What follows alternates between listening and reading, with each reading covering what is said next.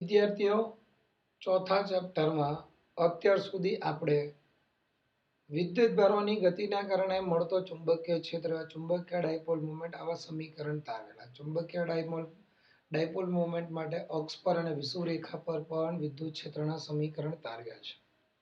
હવે ખાસ કરીને યાદ રાખો કે જ્યારે પણ વિદ્યુતભાર ગતિ કરતો એટલે આજુબાજુના વિસ્તારમાં ચુંબકીય ક્ષેત્ર રચાય જ. એ ચુંબકીય ક્ષેત્રની પ્રબળતા વિદ્યુતભારોની ગતિ એટલે કે વિદ્યુત પ્રવાહ પર આધારિત હોય. આવા ઇલેક્ટ્રોન વર્તુળાકાર પરિભ્રમણ કરતો હોય તો એના વડે જે રચાતો જે પ્રવાહ હોય અથવા ડાયપોલ મોમેન્ટ એના સમીકરણ આપણે તારવાના છે. એટલે પરિભ્રમણ કરતા ઇલેક્ટ્રોનની ચુંબકીય ડાયપોલની સમજૂતી આપવી છે. સૌથી પહેલા આકૃતિમાં દર્શાવ્યા મુજબ હાઇડ્રોજન પરમાણુના બોર મોડેલને દર્શાવ્યું છે. હવે ઇલેક્ટ્રોન -e એટલે આ ઇલેક્ટ્રોન -e વિદ્યુતભાર ધરાવે છે. એટલે -e વિદ્યુતભાર ધરાવતા ઇલેક્ટ્રોન અને +Ze વિદ્યુતભાર ધરાવતા સ્થિર અને ભારે ન્યુક્લિયસ ની આસપાસ નિયમિત વર્તુળાકાર ગતિ કરે છે.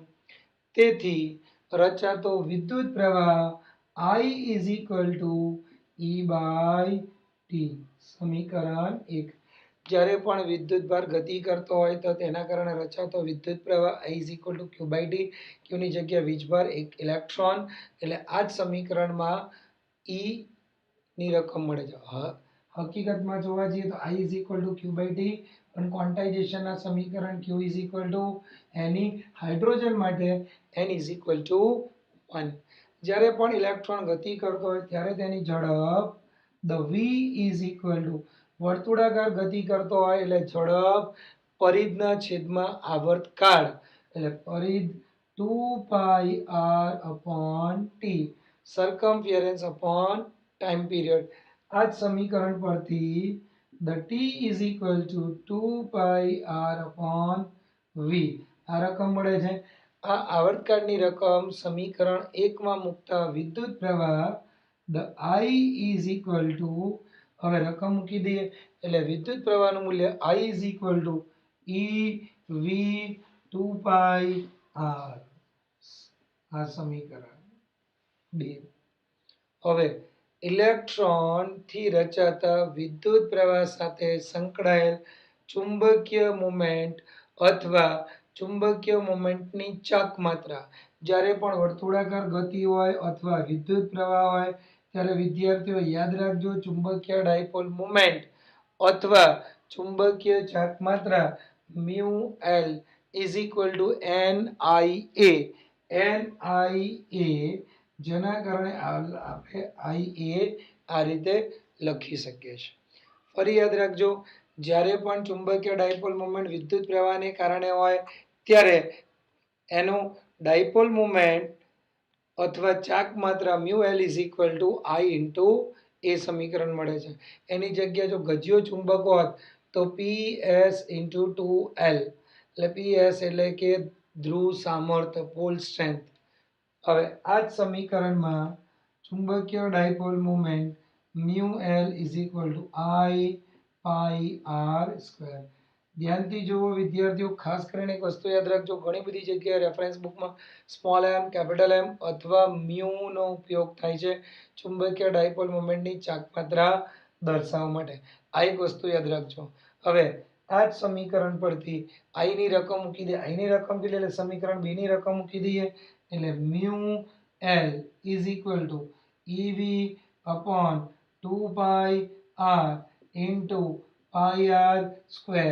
આ રીતે μL નો સમીકરણ મળે છે I ની રકમ મૂકી દીધા પછી.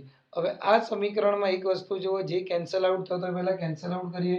પાઈ cancel out, RR cancel out એટલે આ સમીકરણ the μL is equal to EVR/2 આ રીતે સમીકરણ મળશે આપણને. હવે આ ચુંબકીય ડાયપોલ મોમેન્ટ અથવા ચુંબકીયની ચાક માત્રાનો જે સમીકરણ મળતો હોય બંને બાજુ ઇલેક્ટ્રોનના દળ વડે ભાગતા એટલે ભાગતા અને ગુણતા E is equal to E by 2m e m e v r એટલે m e વડે ગુણાકાર અને ભાગાકાર કરતા. હવે આપણને ખબર છે, યાદ રાખજો વિદ્યાર્થીઓ, કોણીય વેગમાન L is equal to R cross P, P is equal to M into V, એટલે M E V R ને ઇલેક્ટ્રોનનો કોણીય વેગમાન કહે છે. એટલે આ જ સમીકરણને mu L is equal to E by 2m E કઈ રીતે? તો કોણીય વેગમાન R cross P, એટલે આ જ સમીકરણને જો માનાંકની દૃષ્ટિએ લઈએ તો R અને P ની જગ્યા M into V, આ રીતે સમીકરણ મળે છે. એટલે હવે આના પરથી ચુંબકીય ડાયપોલ મોમેન્ટ સદિશ સ્વરૂપે લેતા હોઈએ એટલે આનો આ જ સમીકરણ અહીંયા સદિશ રૂપે આવે, બે સદિશ. જો સદિશ ના હોય તો આ એઝ ઇટ ઇઝ. હવે આ જ સમીકરણ પરથી બેવનો જો ગુણોત્તર લઈએ, બીજી એક વસ્તુ યાદ રાખજો વિદ્યાર્થીઓ, સદિશ સ્વરૂપે જ્યારે પણ લેતા હોય ત્યારે અહીંયા માઇનસ આવે. જો સદિશ ના લેતા હોય તો આ માઇનસ નહીં આવે. આ એક નાનકડી નોંધ યાદ રાખો, આ ન્યુમેરિકલ્સ માટે પણ કામ લાગશે. હવે આ જ સમીકરણ પરથી mu L upon L is equal to E by 2m E, માનાંકની દૃષ્ટિએ લીધું છે એટલે અહીંયા દિશાની જરૂર પડતી નથી. હવે આ સમીકરણમાં જુઓ એટલે આને માનાંક સ્વરૂપે લઈ લઈએ આપણે.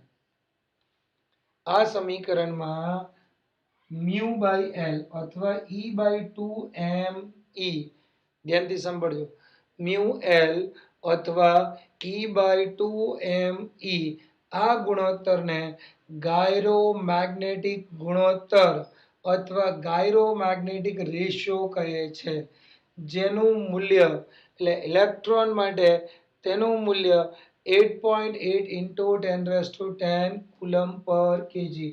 આનું મૂલ્ય ખાસ કરીને યાદ રાખજો, 8.8 into 10 કુલમ પર કેજી. આ રકમ યાદ રાખજો. હવે ઇલેક્ટ્રોન એ આંતરિક એટલે કે પ્રાકૃતિક ચુંબકીય મોમેન્ટ હોય તો તેનું મૂલ્ય, એટલે જો પણ કોઈ ચુંબકીય ડાયપોલ મોમેન્ટનું આંતરિક મૂલ્ય હોય તો તેનું મૂલ્ય ચુંબકીય ડાયપોલ મોમેન્ટને અનુલક્ષીને 9.27 into 10 - 27 એમ્પિયર મીટર સ્ક્વેર મળશે.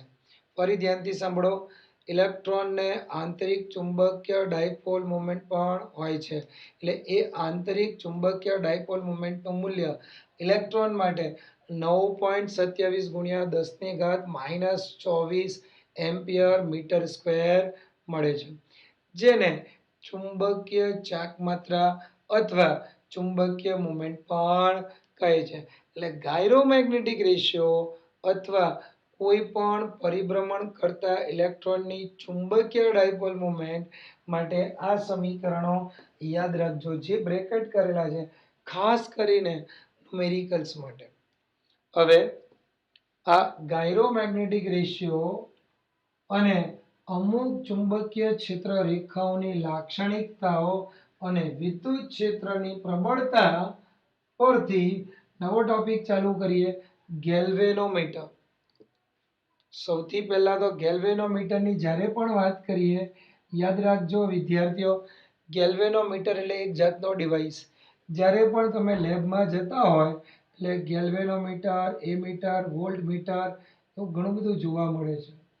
સૌથી પહેલા તો ગેલ્વેનોમીટર શું છે પહેલા સમજી લઈએ આપણે. વિદ્યુત પ્રવાહ કે વોલ્ટેજ માપનાર પાયાના ઉપકરણને ગેલ્વેનોમીટર કહે છે. એટલે ગેલ્વેનોમીટરની મદદથી આપણે વિદ્યુત પ્રવાહ અથવા વોલ્ટેજનું મૂલ્ય માપી શકાય. તો એમીટર અને વોલ્ટમીટરની શું જરૂર છે? જ્યારે પણ ગેલ્વેનોમીટર જો વિદ્યુત પ્રવાહ માપી શકતા હોય કે વોલ્ટેજ માપી શકતા હોય તો પછી એમીટર અને વોલ્ટમીટરની શું જરૂરત છે? પણ ડાયરેક્ટલી સીધું ગેલ્વેનોમીટરને એમીટર અથવા વોલ્ટમીટર તરીકે લઈ શકાતું નથી. કેમ એવું કહેવાય? Galvanometer is a most sensitive device in lab. હવે સૌથી વધારે સેન્સિટિવ છે એટલે એને ડાયરેક્ટ તો લઈ જ ના શકાય. જો શ્રેણીમાં જોડાણ જોડીએ એને તો એનું આંતરિક અવરોધનું મૂલ્ય એટલે પ્રોપર વેલ્યુ ના મળે. સમાંતરમાં જોડાણમાં જોડીએ એટલે અવરોધનું મૂલ્ય ઓછું થાય એટલે એ ડેમેજ થઈ જાય. એટલે ગેલ્વેનોમીટરના અમુક સિદ્ધાંત છે એ સિદ્ધાંતને અનુલક્ષીને વોલ્ટમીટર અને એ મીટરમાં એને કઈ રીતે રૂપાંતરણ કરીએ એ આગળ જોઈશું. સૌથી પહેલા આ ગેલ્વેનોમીટરનો સિદ્ધાંત લઈ લઈએ આપણે. હવે ગેલ્વેનોમીટરનો સિદ્ધાંત ધ્યાનથી સાંભળજો વિદ્યાર્થીઓ, કે સમાન ચુંબકીય ક્ષેત્રમાં વિદ્યુત પ્રવાહ આધારિત ગૂંચળાને લટકાવતા તેના પર ટોર્ક લાગે છે. પરિણામે તેનું કોણાવર્તન થાય છે.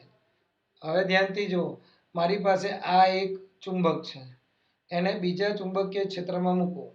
હવે એક વિદ્યુત પ્રવાહ આધારિત ચુંબક છે અને બીજો જે છે એ બીજો ચુંબક છે. એટલે કે આ ડાયપોલ છે એને એક સમાન ચુંબકીય ક્ષેત્રમાં મૂકવું તો બંને ધ્રુવ પર બળ લાગશે, પરસ્પર વિરુદ્ધ દિશામાં લાગશે, એટલે ટોર્કના કારણે વર્તુળાકાર ગતિ કરશે, એટલે પરિણામે એનું કોણાવર્તન થાય છે. આ તેનો સિદ્ધાંત છે. ફરી ધ્યાનથી સાંભળજો. સમાન ચુંબકીય ક્ષેત્રમાં વિદ્યુત પ્રવાહ આધારિત ગૂંચળાને લટકાવતા તેના પર ટોર્ક લાગે છે, પરિણામે તેનું કોણાવર્તન થાય છે અને ગેલ્વેનોમીટરનો સિદ્ધાંત કહે છે. હવે જ્યારે પણ ટોર્ક લાગતો હોય તો ગેલ્વેનોમીટરનું કાર્ય જોઈએ. હવે આ ગેલ્વેનોમીટરનું કાર્ય ધ ટાઉ ટોર્ક લાગતો હોય જેના કારણે ટાઉ ઇઝ ઇક્વલ ટુ સામાન્ય આપણે સમીકરણ જોઈએ. P ક્રોસ E વિદ્યુત ક્ષેત્રમાં P ની જગ્યા M ક્રોસ B. M એટલે ચુંબકીય ડાયપોલ મોમેન્ટ, B એટલે ચુંબકીય ક્ષેત્ર. જ્યારે પણ વિદ્યુત પ્રવાહ અથવા ગૂંચળો હોય ત્યારે યાદ રાખજો વિદ્યાર્થી, આપણે ચુંબકીય dipole moment M is equal to mu is equal to અથવા capital M is equal to NIA લઈએ છીએ. એટલે NIA ક્રોસ B એટલે tau is equal to NIA cross B. આ જ સમીકરણમાં જ્યારે પણ ક્રોસ હોય એટલે યાદ રાખજો sin થીટા, એટલે આ જ સમીકરણ tau is equal to NIAB sin theta. જ્યારે પણ sin થીટા આવે યાદ રાખજો વિદ્યાર્થીઓ, જ્યાં થીટા A અને B વચ્ચેનો ખૂણો છે. હવે આ જ સમીકરણમાં જો મહત્તમ ટોર્ક લઈએ તો મહત્તમ ટોર્ક એટલે sin theta is equal to 1. sin થીટાનું મૂલ્ય 1 હોવું જોઈએ, એટલે મહત્તમ torque tau max is equal to NIAB.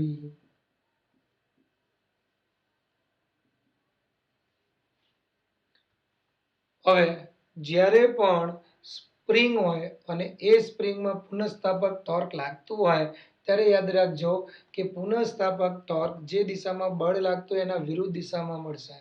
એટલે સ્પ્રિંગમાં ઉદ્ભવતું પુનઃસ્થાપક ટોર્ક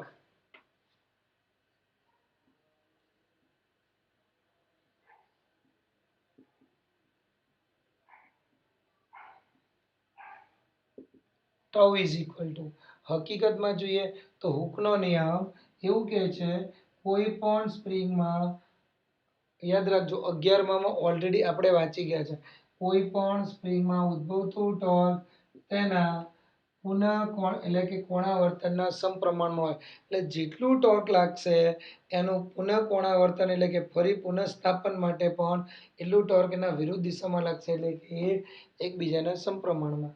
એટલે આ જ સમીકરણમાં tau is equal two K5, જ્યાં K અચળાંક છે જેને આપણે સ્પ્રિંગ અચળાંક કહીએ છીએ, અને આ સમીકરણને હુકનો નિયમ કહે છે. હવે આ સમીકરણ 3, સમીકરણ 2 અને 3 ની જ્યારે પણ આપણે સરખામણી કરીએ ત્યારે જુઓ વિદ્યાર્થીઓ,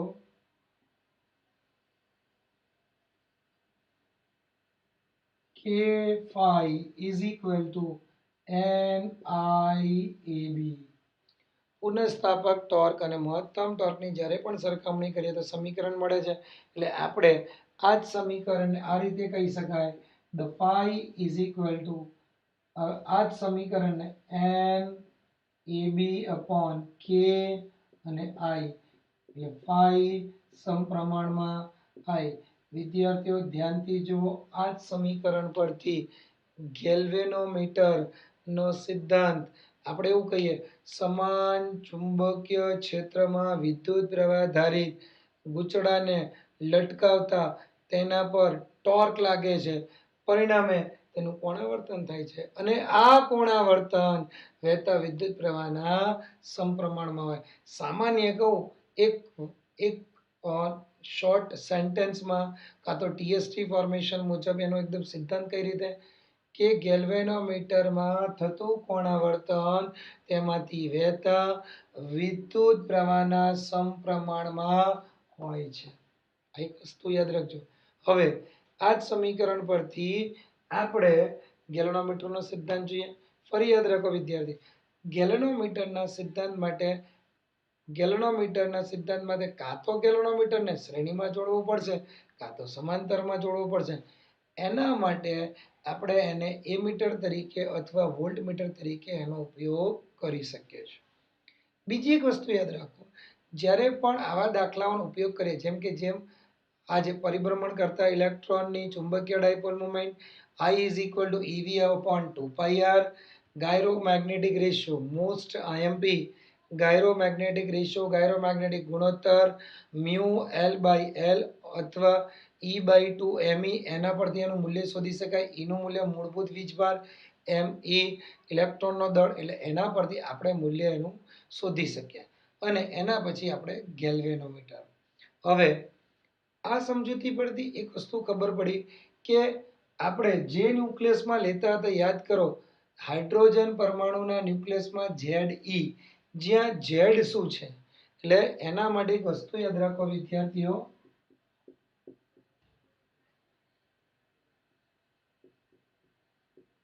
કોઈ પણ રાસાયણિક તત્વને આ સંજ્ઞા મુજબ દર્શાવવામાં સાંકેતિક સ્વરૂપ છે. ZXA, Z એટલે કે પરમાણુ ક્રમાંક, X એટલે કે તત્વ, A એટલે કે પરમાણુ ભાર. હવે સામાન્ય જોજો, Z પરમાણુ ક્રમાંક એટલે ઇલેક્ટ્રોન અને પ્રોટોનની સંખ્યા દર્શાવે છે. એટલે આ સમીકરણ આપણને ઇલેક્ટ્રોન અને પ્રોટોનની સંખ્યા એક સરખી છે એવું દર્શાવે છે. જ્યારે આ પરમાણુ ભાર છે, જે પ્રોટોન વત્તા ન્યુટ્રોનની સંખ્યા દર્શાવે છે, અને આ આપણી પાસે તત્વ છે એટલે કે એલિમેન્ટ છે. હવે ન્યુક્લિયસમાં એક વસ્તુ યાદ રાખજો કે ન્યુક્લિયસ શું છે. ન્યુક્લિયસ એટલે કે પોઝિટિવલી ચાર્જ, એટલે સામાન્ય શું હોય, પ્રોટોન અને ન્યુટ્રોન. 11માં ઓલરેડી વાંચી ગયા છે કે ન્યુક્લિયસમાં સ્ટ્રોંગ ન્યુક્લિયર બળ લાગે છે. સ્ટ્રોંગ ન્યુક્લિયર બળ એટલે proton proton, neutron neutron, proton neutron વચ્ચે લાગતા બળને આપણે સ્ટ્રોંગ ન્યુક્લિયર બળ કહે છે. અને એ નાભીમાં લાગે છે, હાઇડ્રોજનની નાભીમાં. જ્યારે પણ આપણે Ze લેતા હતા, E એટલે મૂળભૂત વીજભાર, એટલે કે ધન વીજભાર તરીકે ત્યાં ન્યુક્લિયસમાં લઈએ છીએ. અને ઇલેક્ટ્રોન એની આજુબાજુની કક્ષામાં વર્તુળાકાર ગતિ કરે છે. અને જ્યારે પણ ગતિ કરતો હોય એટલે કે ઇલેક્ટ્રોનના અનુલક્ષીને મૂલ્ય મળશે. બીજી એક વસ્તુ, જ્યારે ઇલેક્ટ્રોન ગતિ કરતા હોય, અને હા, ખાસ કરીને યાદ રાખજો વિદ્યાર્થીઓ, ઘણી બધી જગ્યાએ આપણે વિદ્યુત પ્રવાહ કોને કહેવાય, ઘણી બધી જગ્યાએ એવું પણ લખેલું હોય કે free flow of the charge, કાં તો વિદ્યુત ભારોની મુક્ત ગતિ, કાં તો ઇલેક્ટ્રોનની ગતિ, બધા સાચા છે. પણ વિદ્યુત ભારોની ગતિ એટલે મે બી ધ પોઝિટિવલી ચાર્જ અથવા નેગેટિવલી ચાર્જ, કોઈ પણ ગતિ કરતો હોય તો એ વિદ્યુત પ્રવાહનું નિર્માણ કરે છે. બીજી એક વસ્તુ, ગાયરોમેગ્નેટિક રેશિયો નું પરિમાણિક સૂત્ર, એનો એકમ, ગેલ્વેનોમીટરનો સિદ્ધાંત, અને આ ગેલ્વેનોમીટરના સિદ્ધાંત પરથી હવે આવનારા ટોપિકમાં આપણે શન્ટનો સૂત્ર અને શ્રેણી જોડાણ માટેનો સૂત્ર શોધીશું. બીજી એક વસ્તુ, સ્વાધ્યાયના દાખલાઓમાં આજે જે પણ વિડીયોઝ લે છે એ અને જૂના વિડીયોને અનુલક્ષીને સ્વાધ્યાયના દાખલાઓમાં 4.8 અને 4.10 કરજો. એમાં જો પણ કંઈક ડાઉટ હોય તો પ્લીઝ મને રિવર્ટ બેક કરજો, હું તમને એનું સોલ્યુશન આપીશ. એવરી ડે, રોજ પર્ટિક્યુલર સમયને ધ્યાનમાં રાખીને પ્રોપર સ્ટડી કરો એટલે ફ્યુચરમાં કોઈ પ્રોબ્લેમ નહીં આવે. આપણે બને ત્યાં સુધી પહેલાં 3 ચેપ્ટરને માત્ર ભૌતિક રાશિની સરખામણી કરો એટલે તમને ઓટોમેટિકલી સૂત્ર યાદ રહેશે. અને બધા લેક્ચર્સ બને ત્યાં સુધી જોતા રહેજો. બીજી એક વસ્તુ કે જ્યારે પણ વિડીયોઝ જુઓ એ ત્યારે ડાઉટ હોય ને એ લખતા રહેજો. અને એ ડાઉટની સમજૂતી એના એ જ દિવસે ટીચર પાસેથી તમારે માંગી જ લેવાની છે.